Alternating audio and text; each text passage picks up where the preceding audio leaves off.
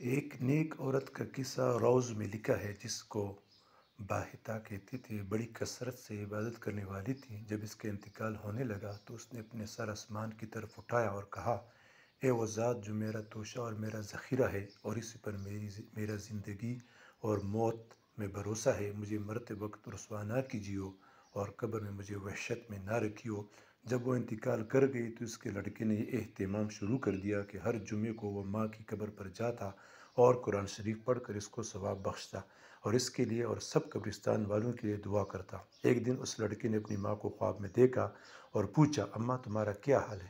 ماں نے جواب دیا، موت کی سختی بڑی سخت چیز ہے، میں اللہ کی رحمت سے قبر میں راحت سے ہوں، ریحان میرے نیچے بچھی ہوئی، ریشم کے تکیے لگے ہوئے، قیامت تک یہی برتاؤ میرے ساتھ رہے گا۔ بیٹی نے پوچھا کہ کوئی خدمت میرے لائق ہو تو کہو۔